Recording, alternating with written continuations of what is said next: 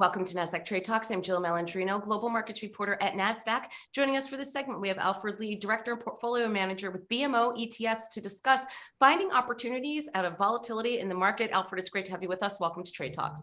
Thanks for having me. What are the key drivers of volatility that you see in the markets today?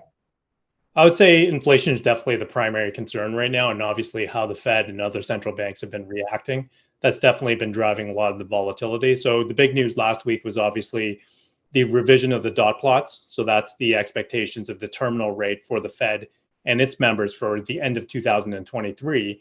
So obviously we've seen a lot of repricing over the last couple of days, but that's been the story of this year. I mean, looking back on my Bloomberg this morning, and the original expectations was for the Fed to raise rates three quarter points this year. So 75 basis points in all of 2022. So here we are, fast forward to September, and we're doing 75 basis points at a time, both for the Fed and the Bank of Canada as well. So we've seen a lot of repricing in the market. We've seen the 10-year U.S. Treasury essentially more than double year to date. So I think with the tighter monetary conditions, in addition to quantitative tightening, we're obviously expecting, an economic slowdown at this point.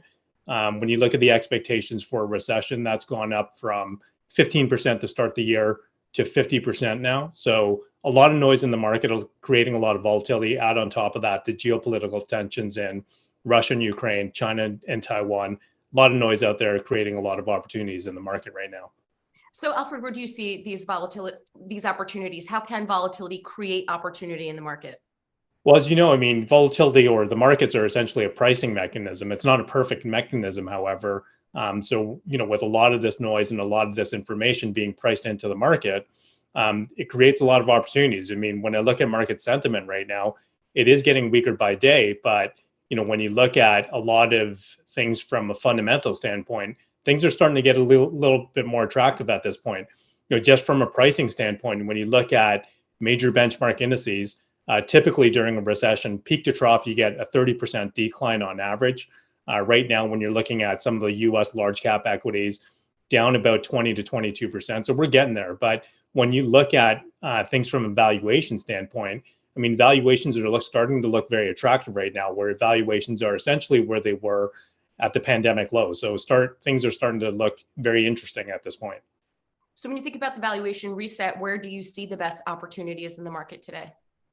I think technology is definitely an interesting space. Obviously, we've known that technology has been hit pretty hard this year. Obviously, with a lot of technology stocks, they're sensitive to rising interest rates. The good news, however, is that when you look at inflation, still well above the Fed's target rates.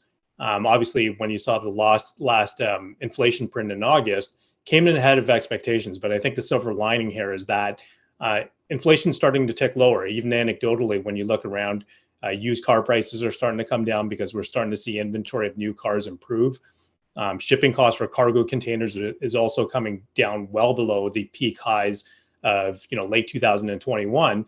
So we're starting to see a lot of supply side healing, in addition to the quantitative tightening and the higher rates from the Fed as well. So I think, inflation will persist, but the good news is that it's possible that we've already seen peak inflation. So if that's the case, and if the Fed does have a chance to pause interest rates or at least become a little bit less hawkish, I think technology is going to be well positioned, because I think if you look at technology, valuations again look very attractive. When you look at the Nasdaq, valuations are essentially where they were, pre-pandemic levels. Add on top of that, when you look at another way to play it is essentially looking at high quality blue chip companies, strong balance sheets, companies that have strong return on equity, stable year over year earnings, and essentially low financial leverage. I think it's a good opportunity to pick up stocks at a better attractive valuation at this standpoint. All right, Alfred, we appreciate the insight. Thanks for joining us on Trade Talks. I'm Jill Malandrino, Global Markets Reporter at Nasdaq.